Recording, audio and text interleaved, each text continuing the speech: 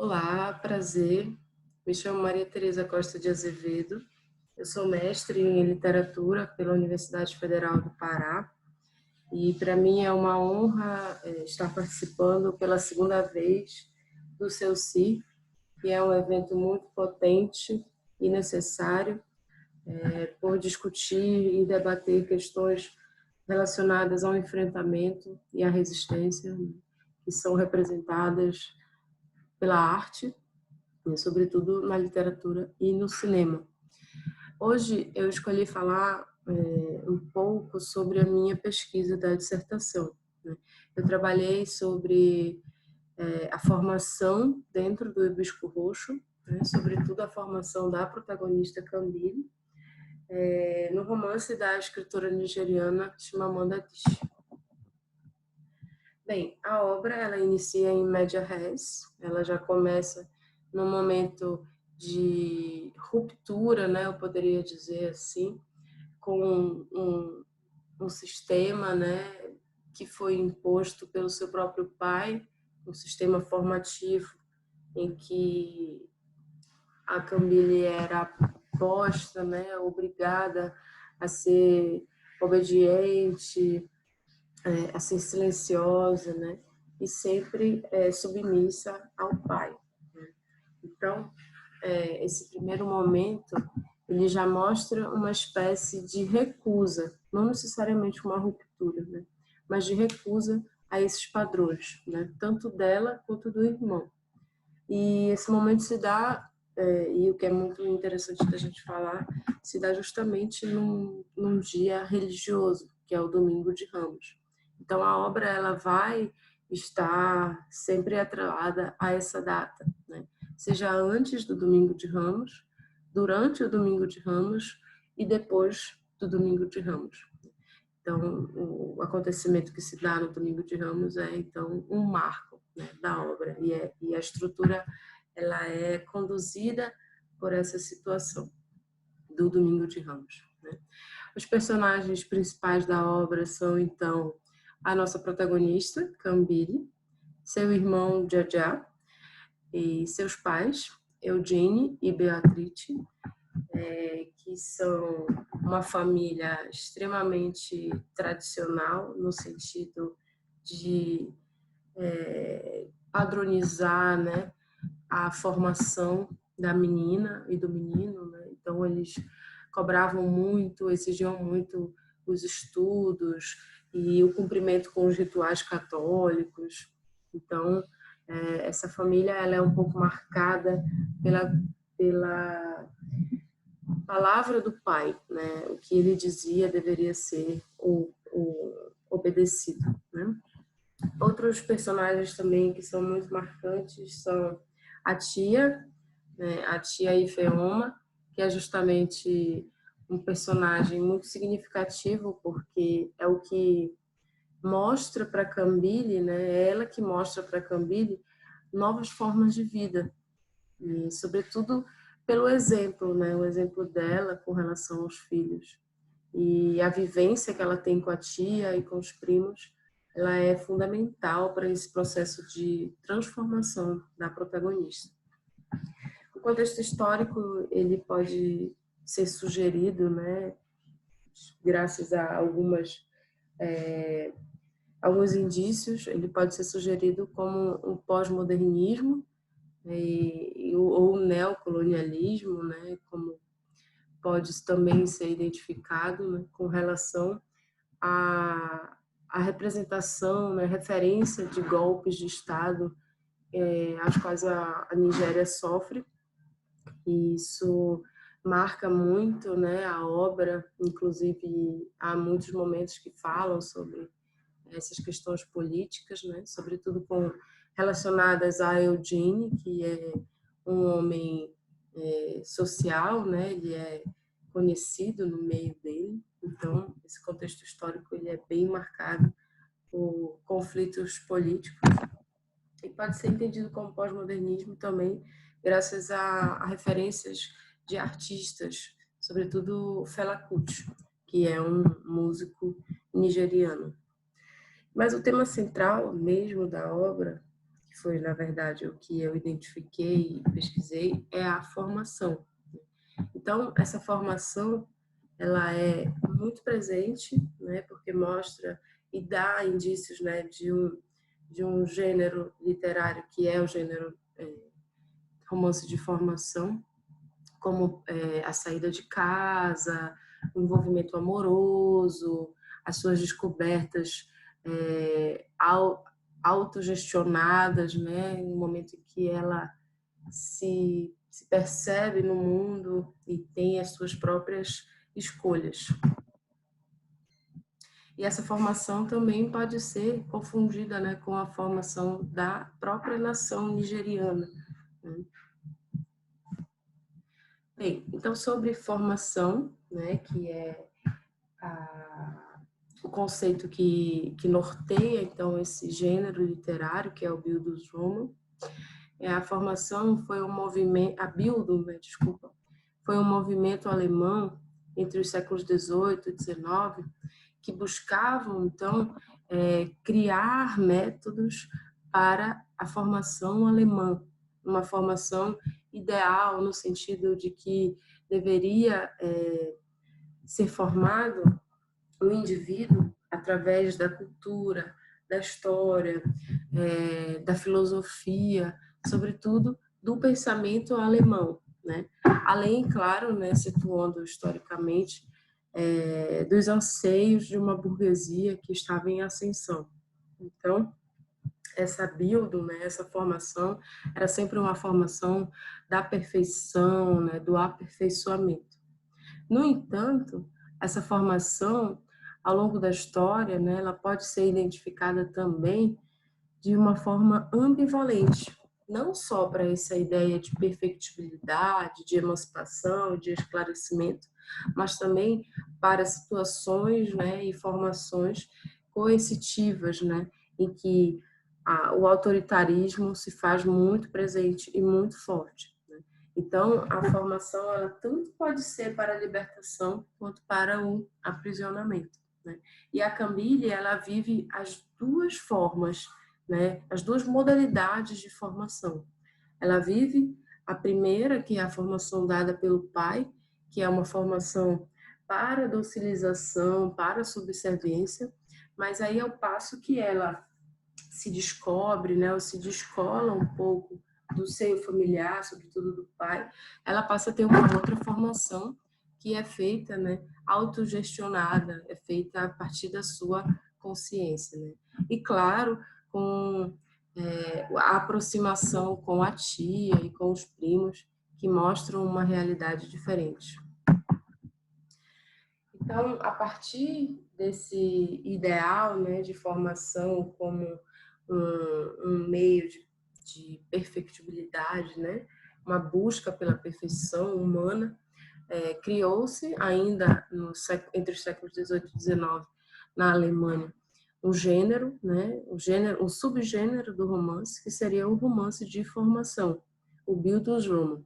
E o arquétipo desse gênero é Os Anos de Aprendizagem de William Meister, do Goethe, né, onde ele narra, né, a formação de um jovem burguês em ascensão que buscava e lutava, né, pela formação que ele chamava de formação universal, que contemplasse, né, todas as áreas do conhecimento, da filosofia, entre outros. No entanto, este gênero, né, criado há 200 anos, reconhecido há quase 200 anos, ele deve, então, passar por um processo de revisitação e de reavaliação. Deve não, mas ele passa. Ele passa por quê? Por conta das variações cronotópicas, como aponta Mikhail Bakhtin. As variações cronotópicas, que dizem respeito às mudanças de tempo e de espaço, elas vão modificar tanto a temática, no sentido da formação, quanto o próprio gênero literário. Ele modifica a forma do gênero, né? Porque, se a gente for parar para observar, né, um exemplo, a formação alemã do século XVIII, XIX, é totalmente diferente da formação nigeriana, sobretudo na pós-modernidade, né?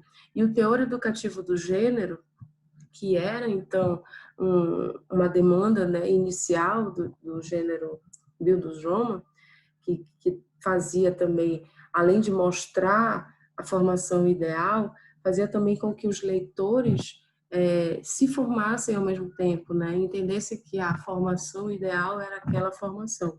No entanto, com o tempo, a formação ideal não se mostra mais como uma prioridade, já que as variações, né, de tempo e de espaço modificam a obra, né? E se a gente for pensar, sobretudo no gênero feminino, né, as ideias, os anseios femininos se modificaram muito nesse tempo e espaço. Por muito tempo se criou a ideia de que a formação feminina era uma formação para a subserviência, era uma formação materna, doméstica, né? No entanto, as vontades, né, os anseios por autorrealização modificaram um pouco, então, essa formação ideal, né? Hoje em dia, a formação ideal é a que a mulher escolhe, né? Então, dentro dessa ideia de cristalização e de variação, temos, então, um impasse entre a visão de Lukács, que acredita que esse gênero ele só pertence àquele momento da história, né? Então, é um gênero que não pode ser modificado, no sentido de não ser mexida a estrutura do gênero, né? No entanto, Walter Benjamin defende que, mesmo que seja um romance que faça parte de um momento da história, ele trata de um assunto, né, de uma temática que é a formação, que ela é muito cara à humanidade, sempre foi.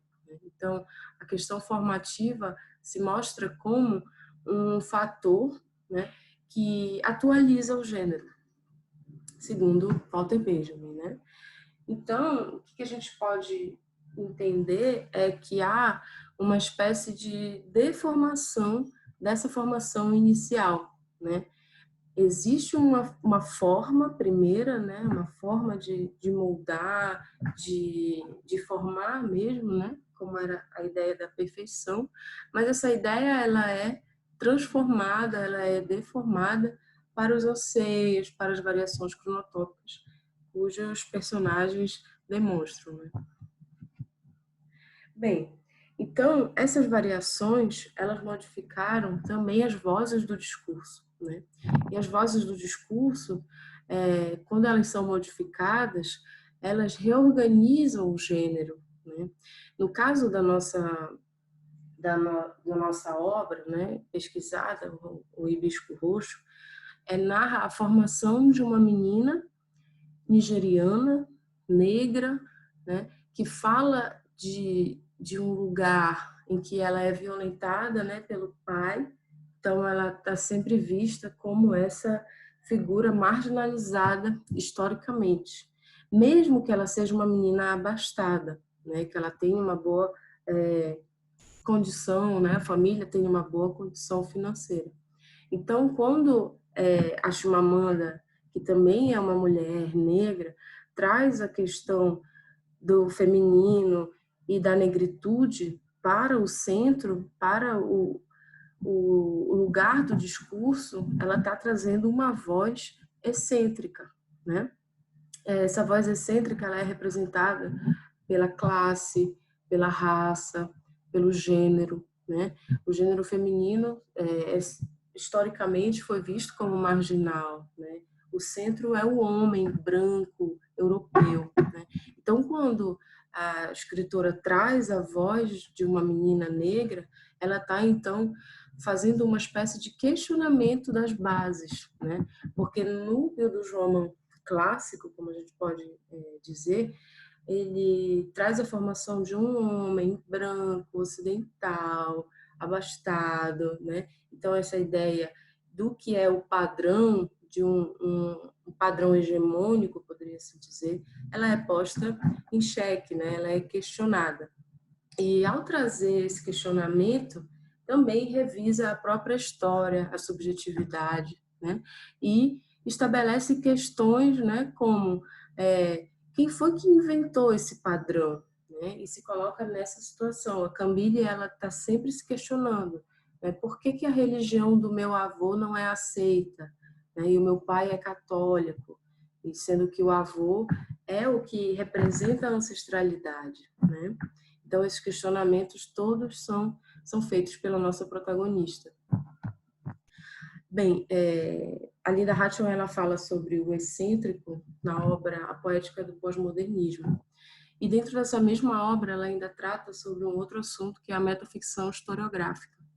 A metaficção historiográfica é, então, uma escrita, né, que tenta e busca, né, desmarginalizar o literário, no sentido de trazer para a cena, de recontar a história a partir dessa visão periférica, dessa visão excêntrica, né, que é a visão historicamente marginalizada.